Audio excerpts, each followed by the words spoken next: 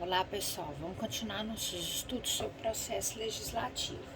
Em sala, nós conversamos sobre a tramitação das PECs. Continuando no artigo 61, nós vamos falar das leis ordinárias e leis complementares. Já se discutiu se entre elas há um campo de hierarquia e o Supremo Tribunal Federal já pacificou que não há hierarquia entre elas. O que existe é um campo próprio de competência. Então, a lei complementar, ela por ser um assunto reservado, a Constituição reserva especificamente alguns assuntos para ser legislados via lei complementar, ela exige o quórum de maioria absoluta. A lei ordinária, que é a lei comum, lei cotidiana, o poder legislativo exige para sua aprovação maioria simples. Agora, o rito de tramitação das duas é absolutamente o mesmo. Então, o que vocês têm que fixar? Leis ordinárias, maioria simples. Leis complementares, maioria absoluta. O artigo 61, ele traz a primeira questão, que é a primeira fase do processo legislativo, a iniciativa. Quem é que pode apresentar um projeto de lei, um PL? Se for um projeto de lei ordinária, um PLO. Se for um projeto de lei complementar, um PLC. Então, o artigo 61 caput está dizendo que um deputado ou qualquer grupo de deputados, um senador ou um grupo de senadores, o presidente da República, o procurador-geral da República, o Supremo Tribunal Federal, os tribunais superiores e os cidadãos. Então, é preciso fixar que esses são os legitimados. A casa onde vai começar o projeto de lei, onde ele é recebido, então aquela folha, aquele projeto ele é recebido, é chamado de casa iniciadora. A casa iniciadora, por excelência, dos projetos de lei é a Câmara dos Deputados.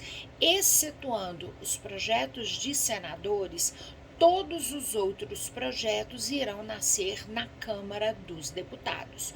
O artigo 61, parágrafo 1º, vocês vão se divertir em casa, ele está dizendo sobre as competências privativas, aqueles assuntos que só podem ser tratados pelo presidente da República.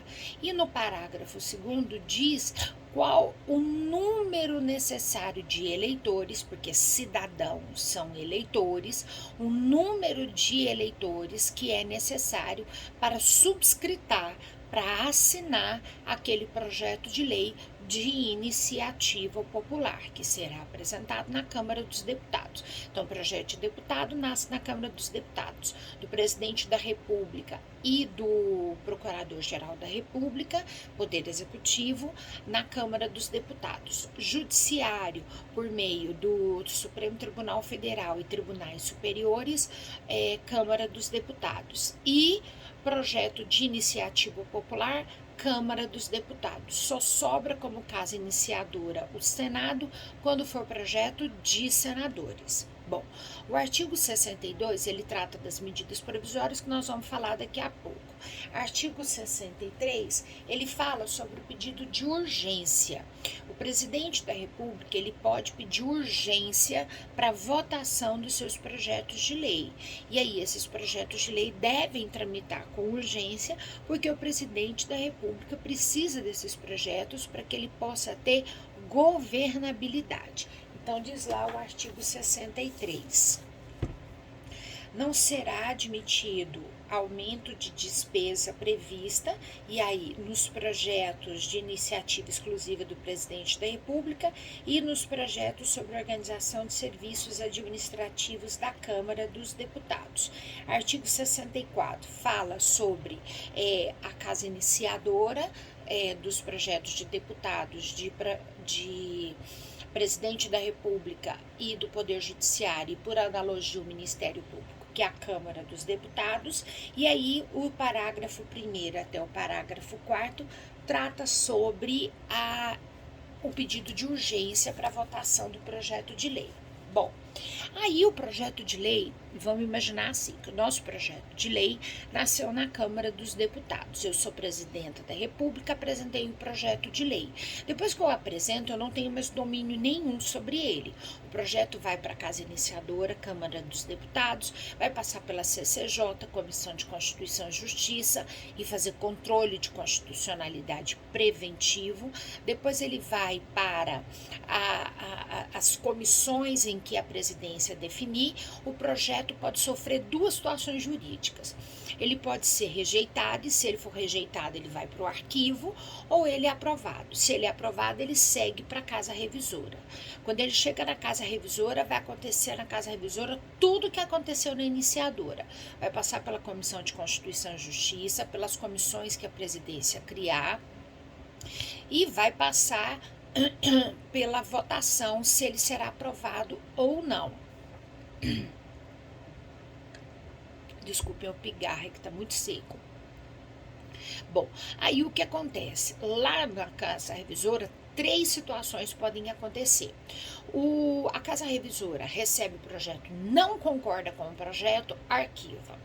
A Casa Revisora recebe o projeto e concorda com o projeto da forma como ele está, ou faz só pequenos ajustes, muda a ordem dos artigos, faz alguns ajustes de redação, mas nenhuma emenda substancial de cerne jurídico, de conteúdo jurídico, esse projeto segue para a sanção ou veto, que é o presidente da República, que eu costumo dizer que é um convidado de honra.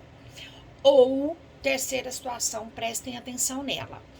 O projeto ele foi profundamente alterado no seu cerne jurídico, substancialmente alterado no seu cerne jurídico na Casa Revisora. Então, ele volta para a Casa Iniciadora. Quando ele volta para a Casa Iniciadora só pode fazer 2 coisas. Ou ela concorda e manda para o presidente da República, ou ela rejeita e manda para o arquivo. Então, repetindo, está na Casa Revisora. 3 situações podem acontecer. A Casa Revisora não concorda, manda para o arquivo.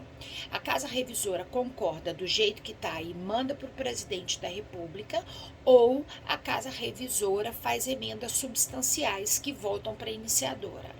Ao voltar para a iniciadora vai ou concordar e mandar para o presidente da República, ou rejeitar. O artigo 66, quer dizer, 67, ele fala o seguinte: esses projetos que foram rejeitados, eles só podem ser reapresentados no mesmo ano, na mesma sessão legislativa, se eles forem subscritados por maioria absoluta dos membros da casa. Senão, só no ano seguinte é que pode discutir. Bom, vamos imaginar que o nosso projeto foi aprovado e foi para a presidência da República. Lá, 2 situações podem acontecer.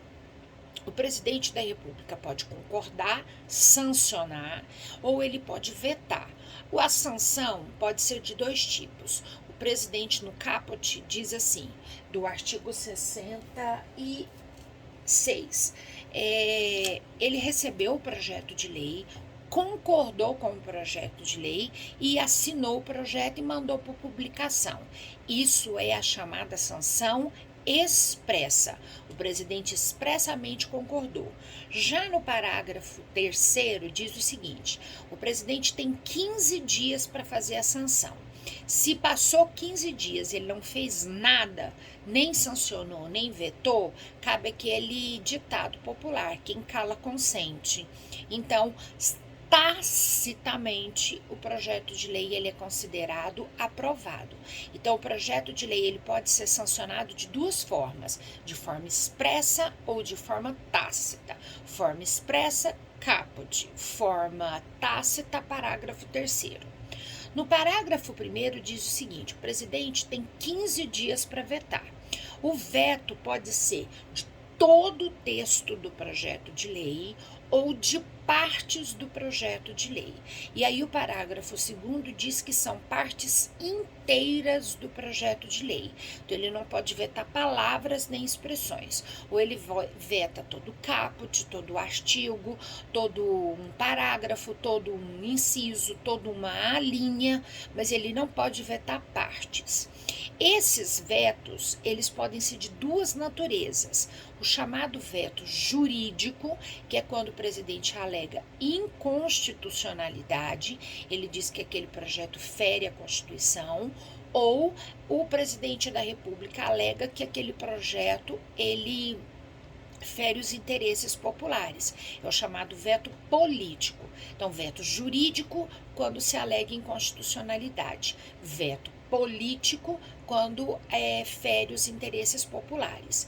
O presidente tem 15 dias para vetar e 48 horas para remeter as razões do veto ao presidente do Senado, que é o presidente do Congresso. O presidente do Senado convoca o Congresso e o Congresso vai discutir se mantém ou se rejeita o veto. Por isso que eu estou dizendo que a palavra final, o presidente ele é um convidado de honra, ele não dá a palavra final no projeto de lei, porque o presidente da República ele pode ter o seu projeto derrubado. Então, raciocinem comigo, eu sou presidente, mando o projeto para vocês, com os meus vetos, vocês derrubam o veto e mandam o projeto de volta para mim. Aí o que diz lá no parágrafo 6º? Que se isso não for feito dentro do prazo constitucional, o veto vai trancar a pauta. Parágrafo 7º, aí é muito interessante, porque diz assim: o projeto foi derrubado os vetos, então é mandado para o presidente da República para o presidente da República promulgar. Se passar 48 horas e o presidente da República não promulgar, vai para o presidente do Senado. Se o presidente do Senado, depois de 48 horas, não promulgar o projeto de lei, vai para o vice do Senado. E aí o vice vai ter que promulgar. Então, de todo jeito, esse projeto de lei vai ser promulgado. Então, foi para o presidente da República, o presidente não quis promulgar, vai, depois de 48 horas, para o presidente do Senado. O presidente do Senado não quer promulgar, vai para o vice do Senado e o vice do Senado é obrigado a promulgar. Promulgou, já não fala mais projeto de lei, fala em lei. Aí ele segue para a publicação, cumprimento do vacatio legis e a sua inserção no ordenamento jurídico. Espero ter sido clara sobre leis ordinárias e leis complementares e daqui a pouco a gente vai estar falando sobre leis delegadas e medidas provisórias. Obrigada e até daqui a pouco. Tchau, tchau.